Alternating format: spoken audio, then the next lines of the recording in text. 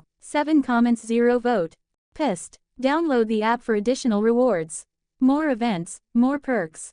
Winning you more free perks. Download now. Nobody to nobody. Download app now. Chapter 4. Twilight Hermit Order.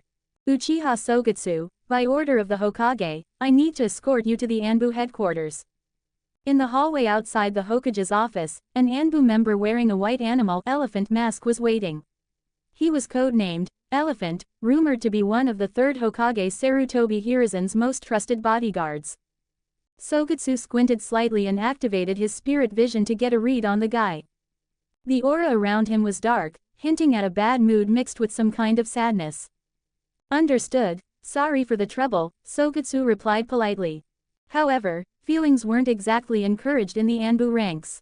The masked ninja just shot him a cold glance and gestured for Sogetsu to follow.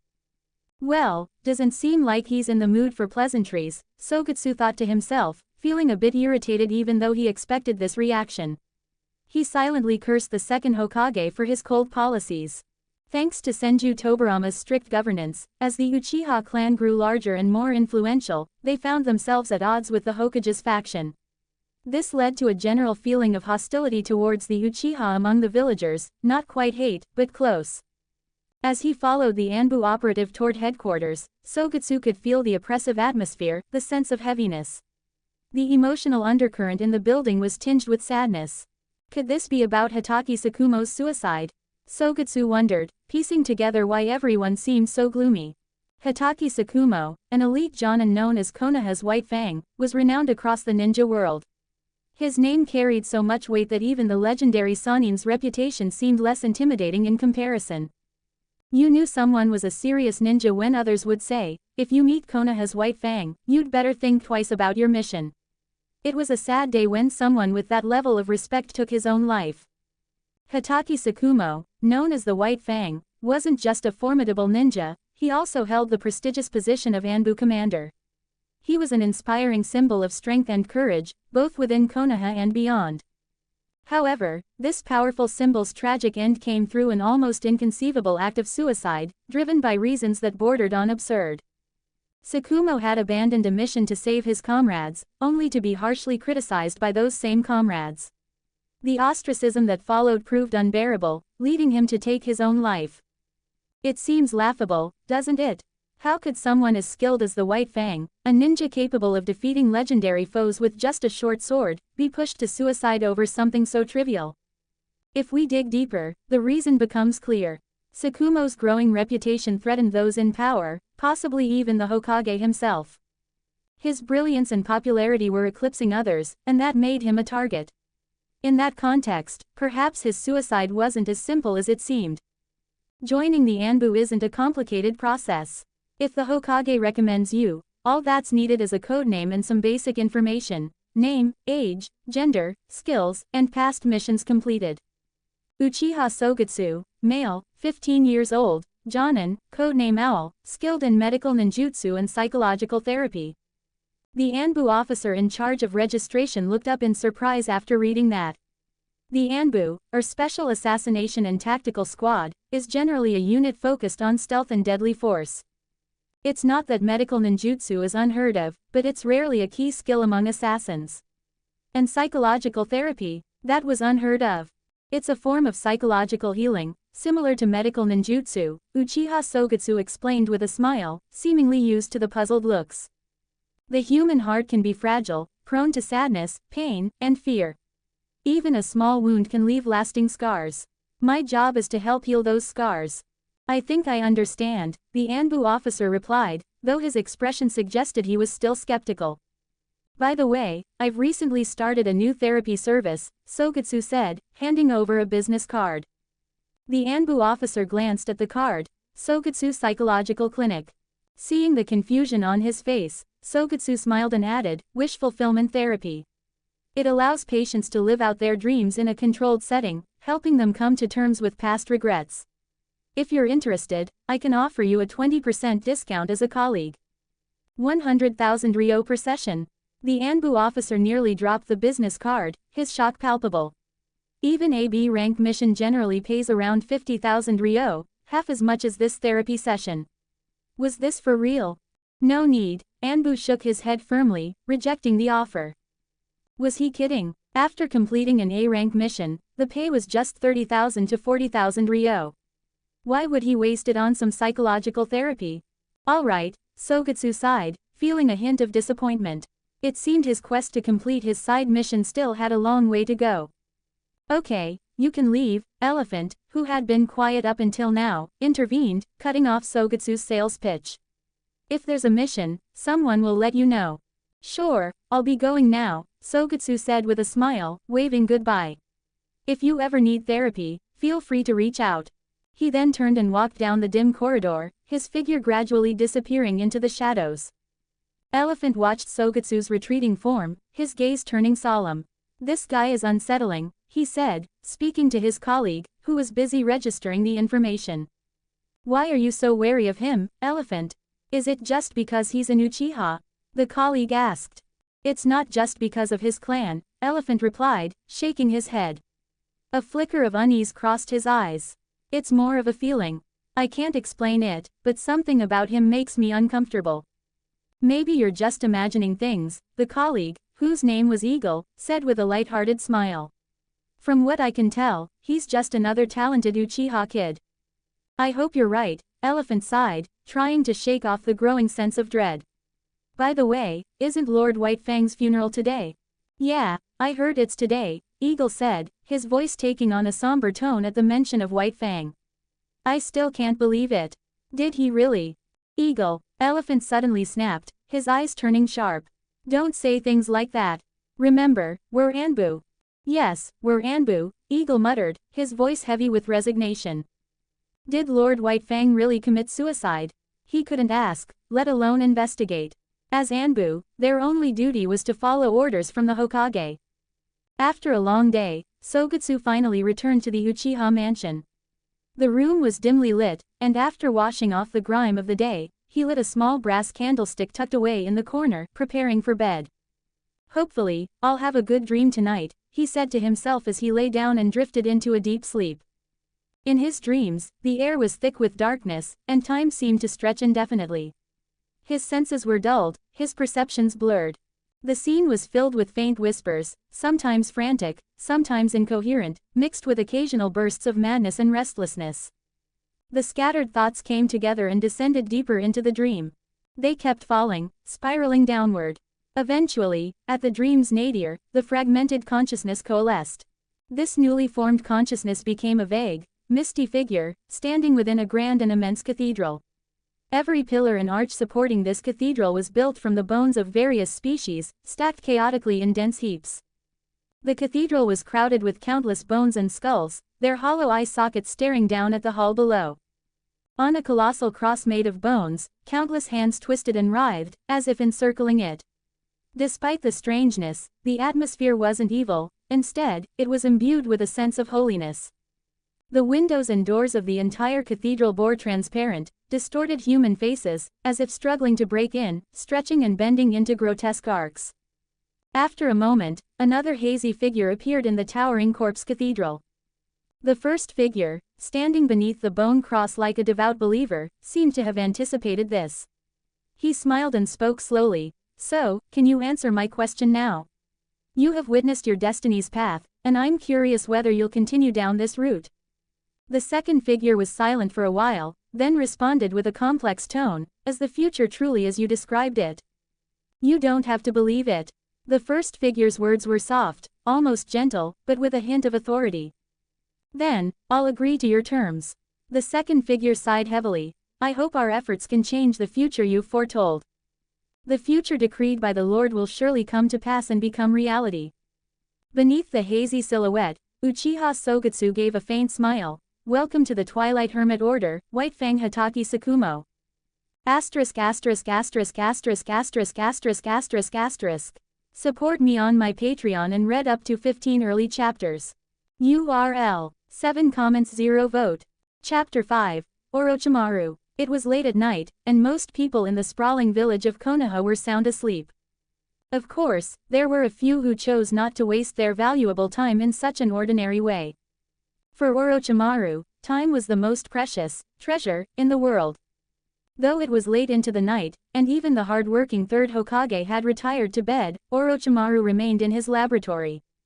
As a disciple of the third Hokage and a member of the legendary Sannin, Orochimaru was entitled to a fully equipped, independent research lab, complete with the best instruments, personnel, and, of course, precious electricity.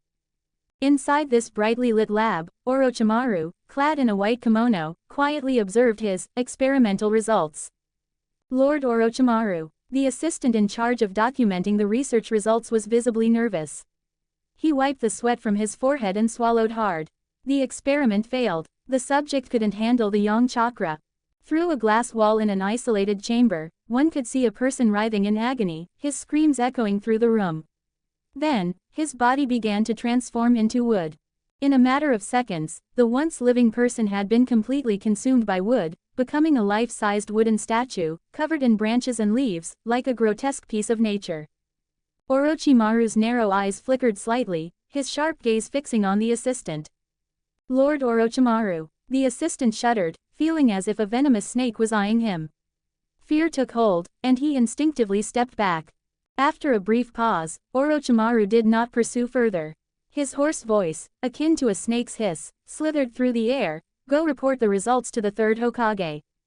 "Yes, Lord Orochimaru," the assistant replied. He exhaled in relief, allowing himself a small smile. Then, he quickly fled. Terrifying. Simply terrifying. Just a single look from those pale golden eyes made him feel like he was about to be devoured by a python. Orochimaru watched the assistant scurry away, his heart unmoved. It wasn't that he was indifferent to what others thought, it was more that he didn't care at all. His only focus was uncovering the true essence of life. Orochimaru muttered under his breath, his eyes narrowing as he surveyed the experiment results before him. "Another failure," he said coldly. He then added with a hint of mockery, "Harnessing the power of the first Hokage isn't as simple as I'd hoped. Looks like I've disappointed my teacher again. I need more test subjects." Orochimaru moved to his desk, sitting down with a sense of weariness, though his eyes remained as sharp as ever. He pulled out a scroll and began recording the results of his experiments. Each line detailed his various attempts to replicate the first Hokage's wood-style jutsu. But the results were far from satisfactory. At the end of the scroll, he paused to think for a moment before writing, "Progress on wood-style research is slow. At least 100 more test subjects will be needed." As he completed the final line, even Orochimaru, a ninja on cage level, felt the toll of his recent sleepless nights. His body demanded rest, and he couldn't resist any longer. "I should rest," he thought, allowing his eyes to close. His muscles relaxed, and sleep quickly overtook him. But just as Orochimaru drifted into slumber, a dense black mist swept into the room. It carried a haunting whisper, like the murmurs of thousands of voices. It enveloped Orochimaru instantly. "I've been attacked," he thought, but before he could react, he felt his consciousness slipping into a dark void. He had no control over the descent, and it felt like he was falling into infinite darkness. The moment he regained consciousness, Orochimaru sprang into a combat stance, his instincts sharp as ever. His eyes darted around, quickly assessing his surroundings. He was in a vast chamber, the corpse cathedral, with a dome constructed from an assortment of bones. The empty eye sockets of the skeletal structure seemed to watch him from above, creating an eerie yet sacred atmosphere. A voice echoed from beneath a giant cross made of bones.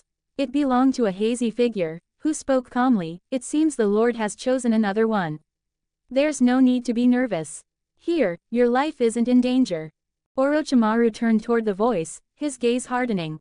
He hadn't sensed the figure's presence at all, which was concerning for someone with his level of skill even if he isn't a sensory ninja. Despite this, he maintained his composure and replied, "Who are you? Are you planning to provoke a war by infiltrating Konoha?" His mind raced through possible scenarios, but he kept his tone even and defiant. "A mere illusion won't be enough to trap me," he said, licking his dry lips as he prepared for whatever might come next. The corpse cathedral, a shadowy figure, and the darkness after he fell asleep. When you put it all together, there's only one explanation: Orochimaru had fallen into some kind of illusion. He quickly formed hand seals, channeling chakra to break the illusion. "Illusion break," he shouted. Boom! A gust of wind swept through the cathedral hall. But as the air settled, Orochimaru was still in the cathedral. Everything looked exactly the same, not a single detail had changed. His expression grew darker. "Who are you?" he demanded. "This illusion is impressively strong." A voice, serene yet filled with authority, echoed through the hall like a hymn. "I am the Lord's envoy, the King of Angels. You may call me Adam." Uchiha Sogetsu descended the staircase, his voice both calm and commanding. "This is neither an illusion nor a dream. This is the realm of our Lord, the true domain of our God. Orochimaru, you have been chosen as his messenger. Our meeting is no coincidence. All of this serves to awaken the dormant original creator. Who am I? Where am I? What am I supposed to do?" Orochimaru's mind raced with questions. He understood the words but couldn't piece them together. "Do you believe in destiny?" Uchiha Sogetsu asked, his tone steady. Orochimaru frowned, sensing something wasn't quite right. "What are you talking about?" he asked warily. "The answer is simple," Sogetsu replied, his voice softer. "If you knew everything that would happen to you in the future, would you be happy? If you were aware of your destiny and all the trials you'd face along the way, would that bring you joy?" Orochimaru crossed his arms and smirked. "Ridiculous," he scoffed. "Are you saying you know my future?" Sogetsu continued to speak as he circled around Orochimaru. "If you know the ending, if you're aware of all the suffering on the path toward that end, can it really be called enlightenment? The truly enlightened are always at peace. What do you think, Orochimaru?" The question intrigued Orochimaru, drawing a sly grin across his lips. "How can it be happiness if you know your destiny but can't change it?" he asked, his voice dripping with malice. "Everyone is a slave to destiny. You can resist, but you'll never truly change the outcome," Sogetsu replied without a hint of emotion. "In that case, why not accept it with grace? If you are aware of your destiny, you can face it calmly. Isn't that a kind of happiness?" Orochimaru's eyes narrowed beneath his lavender eyeshadow. "It seems we have very different interpretations of destiny. If that's all, you should let me go now," Orochimaru warned, his voice laced with a threat. "Otherwise, you'll regret it." Orochimaru silently formed a hand seal, spreading his arms wide.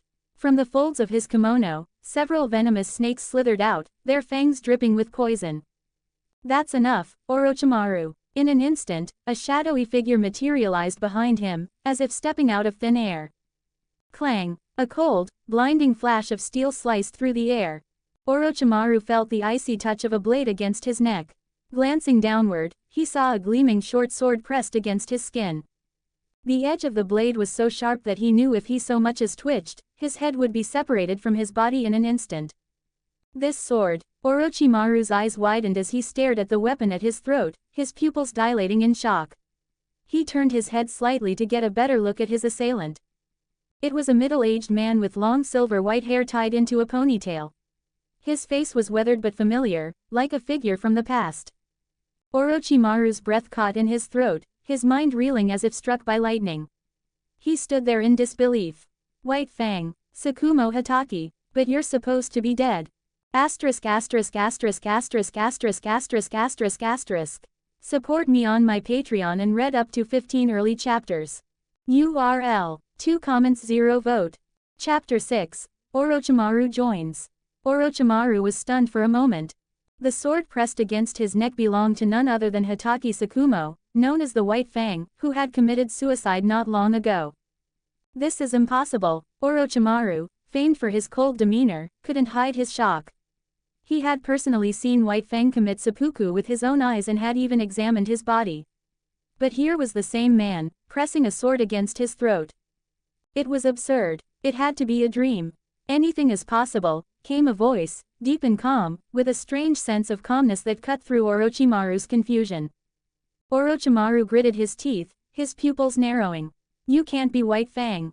I saw him die. I checked his body. It wasn't a trick. The definition of death can vary. What you consider death might not be what it seems, replied Uchiha Sogetsu, lifting his hand to signal White Fang to lower the sword. White Fang did die, but it was only his physical body. What you see now is his soul body. Orochimaru's eyes widened with excitement. Though he had conducted secret research into the soul and consumed countless test subjects, he had never encountered anything like this. A soul, Orochimaru mused, his interest piqued. That's not entirely wrong, but it's not quite accurate either, Sogetsu replied, shaking his head. Now, I can answer your first question. I have no intention of harming you. Your presence here is due to the Lord's decision, and you have two choices. Orochimaru instantly became cautious. What are these two choices? He asked. The first option, Sogetsu began, is to treat all this as a dream. Wake up and either share it with others or forget it entirely. Sogetsu paused as he stepped back towards a skeletal cross. And the second option, Orochimaru asked, feeling a tugging sense in his heart that this was an opportunity he couldn't miss. The second option is to become a representative of the Lord, Sogetsu replied calmly. This way, you'll gain insight into your fate and be given a slim chance to fight against it, no longer a prisoner to destiny. Earlier, you mentioned that those who are enlightened aren't necessarily happy, Orochimaru said, narrowing his eyes with a hint of amusement. If I join you and become an agent of the Lord, do I get to fight my own destiny? Underneath the bone cross, he wore a pious expression. When it all ends, the original creator will awaken from death. The kingdom envisioned by the Lord will manifest in the material world, and the future he has spoken of will unfold and become reality. Fascinating. I'm in, Orochimaru replied. Orochimaru's eyes gleamed with cunning as he smiled. In return, I'd like you to teach me about the soul. Whether the Lord this person referenced was real or not, Orochimaru didn't seem to care. What intrigued him was the other's knowledge of soul-based research, something that could prove invaluable. How does that sound? My terms. Orochimaru's tongue flicked out as he grinned like a predatory snake, a dangerous edge to his voice. Of course, besides joining you, I'm prepared to offer something in return. Say, the bloodline limits from Konoha, the Book of Seals, and the first Hokage's cells, those should pique your interest, don't you think? Hearing this, Uchiha Sogetsu felt his heart skip a beat, though his placate skill quickly settled his nerves. The offer was undoubtedly attractive. The bloodline limits from Konoha, the Book of Seals containing numerous forbidden jutsu, and the cells of the first Hokage, these were prizes that could make anyone's mouth water. But for Uchiha Sogetsu, despite their value, they weren't what he needed right now. The things you're talking about are not my concern, and I don't require these things, he said, declining Orochimaru's offer. His voice was steady, betraying no hint of temptation. Orochimaru, perhaps these things are treasures in your eyes, but to me, they are worthless and irrelevant. Keep your little tricks to yourself. It was a hard refusal, one that hurt even as he said it. But for the sake of his own principles, he had to reject the offer. In response, Sogetsu reminded himself that other opportunities would come. There was no need to cling to the temptation in front of him. Oh, okay, Orochimaru shrugged, indifferent to the rejection. Now, can you tell me what kind of organization this is?